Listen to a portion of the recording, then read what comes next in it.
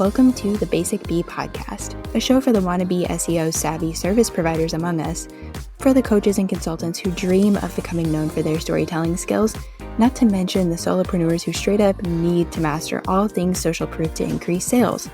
After a little reluctantly fully committing to this online world of business, I quickly realized I needed to get people to come to me. I needed to tell them I was here and how I could support them. I dove headfirst into social proof, which led me to SEO, which led me to storytelling. And now it gives me great joy to share what I've learned with other business owners so they skip the hard stuff and ease straight into sales. This podcast gives you expert insights, actionable takeaways, and casual convos with some of the online world's best and brightest experts and strategists. I think that's enough of an intro, so here we go. Welcome back to the Short and Saucy series within the Basic Bee podcast. As you know, these episodes hover around 10 minutes. They're pretty actionable most of the time, and they cover a range of topics. Today, our topic is how to actually write case studies easily. And this was kicked off because of a post on Threads. And shout out to my friend Letitia, who is constantly tagging me over there with anything that's about SEO or case studies. I absolutely love it, and it means the world to me. Before I dive in, I need to say this in one of the episodes. If this video ever makes it to YouTube and you watch the videos and you're like, why are you looking around? I need you to know that I'm not the most comfortable yet with using a teleprompter. And especially for this episode, I've got a few different things that I'm looking at. So I want you to know that I'm looking around at notes so that I can give you really quality information, even if that means that the video is being sacrificed a little bit. Because I'd rather you know what you need to know and have the information presented in a relatively organized fashion. Okay, so the topic with how do we make writing case studies easier actually came about because of a thread that started with this post. Why is writing case studies the hardest business task to ever exist? So of course, immediately when I saw this, I was like, it doesn't have to be. Like, let me tell you about this. So I commented on the thread, but I also immediately knew that I needed to make a podcast about this topic because it doesn't have to be hard. It does not have to be complicated. Just like I tell you SEO doesn't have to be complicated, case studies do not need to be complicated. I'm going to be sharing my framework with you, my process. I'm going to walk through a run through of that. And I'll tell you, I'll modify it for whether you're writing them for a client or whether you're writing them for yourself. So you know what to do and how to make it much easier. So let's start off with my framework, which I absolutely love. And I find it very funny that I'm actually recording this podcast and my dog Jack is here because my framework is the PET framework. And as soon as I heard that name, my friend Brenna helped me figure this out. I was like, oh my gosh, I can use that paw emoji. So I use the paw emoji. I love animals. My dog Jack, like I've got all of these elements where I'm just like, yes, I love this. It fits me. It's amazing. Not only does it have a cute name, it's actually really helpful for writing case studies. So my framework, the PET framework, the P stands for problem, E stands for experience, T stands for transformation. So let me break that down a little bit more for you.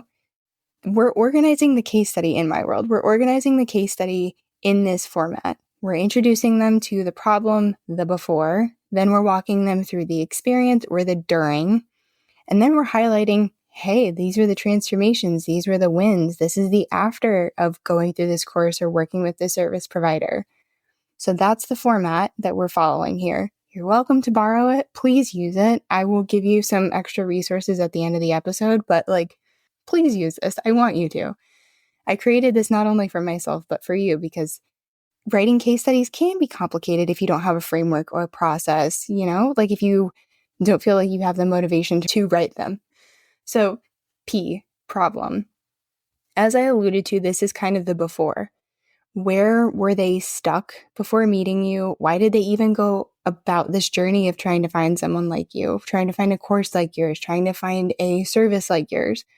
What brick wall were they running up against? What was going on in their world? Why did they need help?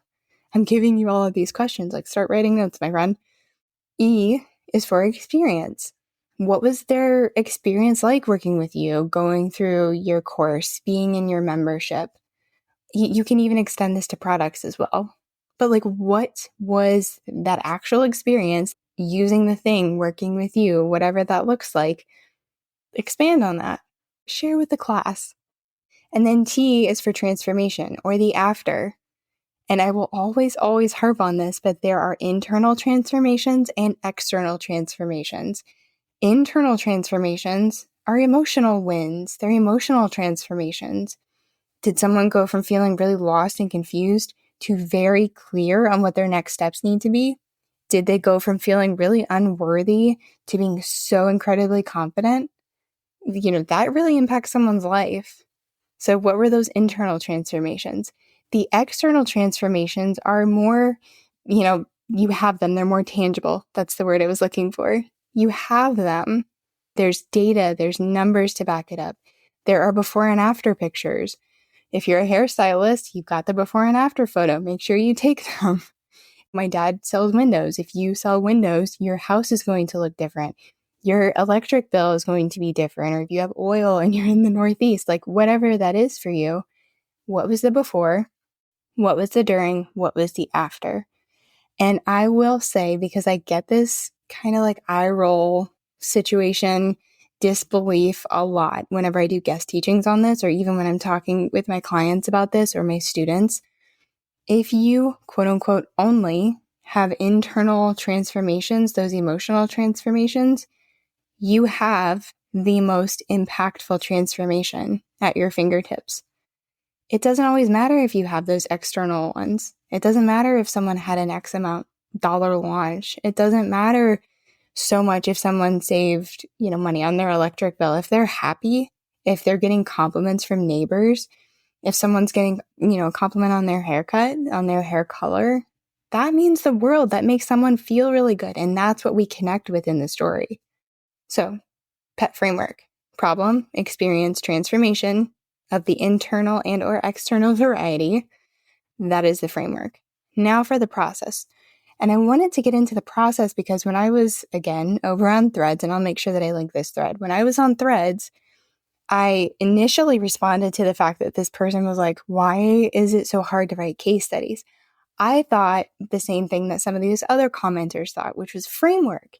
They need a framework. And they actually wrote back and they were like, I have a framework. I just lack the motivation. So, of course, I was like, I have thoughts on this. Let me share my process because maybe this will help you too. So my process, and like I said, at the end, I'll give you some heads up of like what the modifications are if I'm writing this for myself or if I'm writing this as a deliverable for a client.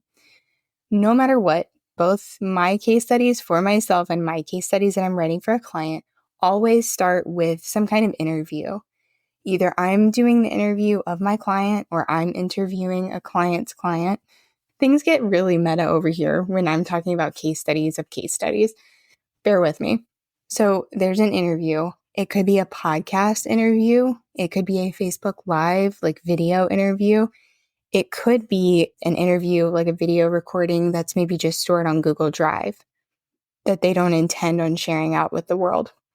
So whatever that looks like, there's some kind of interview where we're capturing that information of what was your problem, what was your experience, what is life looking like now, what are those transformations.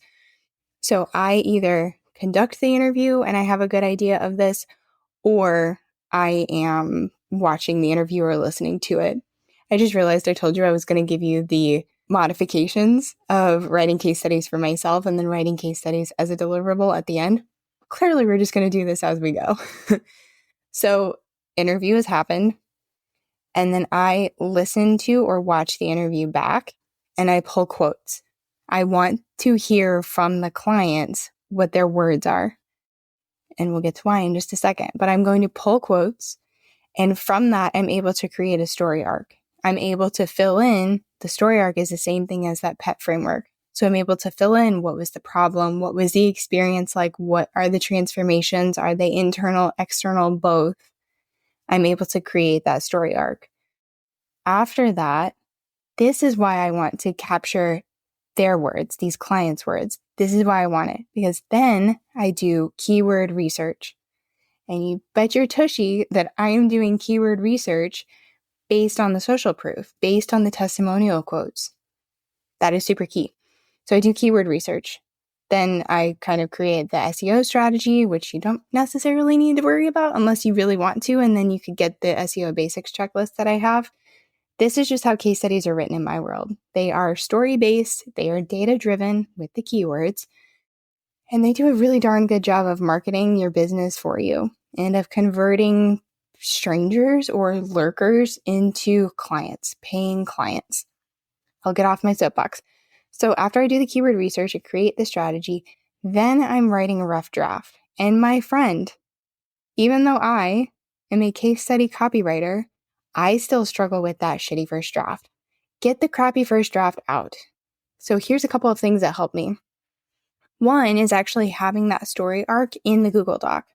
So I'm not actually starting from a blank Google Doc where the blinking cursor of death is in my face. I don't have that problem because I have this framework on the page.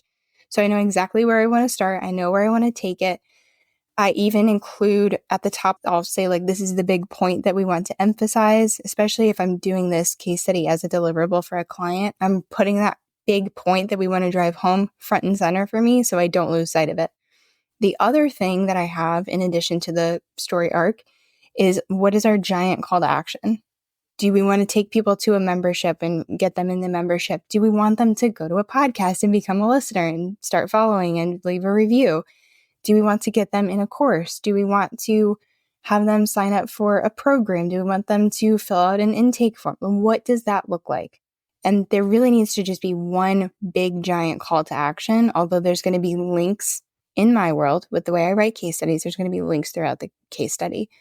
But big point that we want to drive home in the case study, that story arc. So the PET framework, the problem, the experience, the transformation. And then what is that call to action? Where are we sending them from here? I write, and the way that I do this is where I wanted to share this for anyone who's lacking motivation. I tell myself I'm just going to be writing for an hour. Sometimes I write for an hour, sometimes I write for 3 hours and just bang the whole thing out. So if I just tell myself it's going to be for an hour, and then I'm like, okay, I just need to make it through this amount of time, a lot of times I just keep going because getting started is the hardest part. So I give myself an hour on the clock. I say I'm going to write for an hour. And then this is my favorite thing that I do now. I listen to brain.fm. I will link it below. It has changed my productivity game. It is amazing. I use the focus one especially for any kind of like writing that I need to do. So I just love it. It's just amazing. I will link that below. And shout out to Sally who told me about that. It's amazing. I tried it for 2 weeks and I was like, you're just coming home with me. I like you. So once I get the crappy first draft written, I don't look at the case study for 2 to 3 days. Don't touch it. I don't look at it. I don't want to see it. I need a break. If I stay too much in the zone of the case study, it's hard for me to actually do the next step to a good level, to a good degree. And that last step is to edit the copy. So I was editing my own copy at the beginning, and then I pulled my boyfriend Daniel in on the job, and now he copy edits for me. But still, I write the crappy first draft. I give myself 2 or 3 days where I don't look at it. I go back in and edit the copy, and then I send it to him for a final revision. He's really checking for punctuation at that point, for grammar, and I know this is my weakness, so I want someone else to look out for me. He makes sure that the story flows. If there's ever like a missing transition or something just doesn't quite connect, he calls that out. And then I'm like, oh, cool. I go back in, I update it, and then I send that copy edited and modified draft to the client. Or if it's my stuff, I publish it on my site. And then I'm done. It's that easy. It's that simple. And it really can be that easy. Of course, with practice, things get easier. So that's really great. But so you have the PET framework. You have the process that you need to work through. I'm going to touch on this because something that people ask constantly is, oh my gosh, how long do these need to be? Minimum of 500 words, maximum it could be as long as you want it to be. The most I've seen from myself and from other people have been like 2,000 words, maybe a little bit over 2,000 words, but minimum 500 words. And if you tell yourself that, you probably only need to spend an hour writing, edit it after a couple of days, and then you have a case study ready to publish on your blog. So getting to that, There are 3 ways that I support people with case studies. And I want you to know this, and there's actually a bonus 4th option that's active like now. So I have the Profitable Case Study Roadmap. It is my free resource. It is, I think, 12 pages. It might even be longer than that. I probably should charge for that, but I just want you to have the information so you can go and run with it. So that will be available below. And then the 2 paid options are that I do done-for-you case study copywriting. So if you're listening to this and you're like, these sound amazing, I don't want to do that, you can call me and I can write it for you. So do know that I usually book at least 1 to 2 months in advance, but there's an intake form on my website. I'll give you all the links that you need. Do know that I can write them for you. And then your 3rd option is if you're like, I want you to teach me how to do this. I have my case study training program, and the sales page is under construction at the moment. Whenever it is live, I will make sure it's linked below. And that I think is launching this April. So April 2024, if you're listening to this in real time. So those are the 3 main ways that I help people. Also, February 19th, the doors are going to open again for my How to Blog with SEO email course.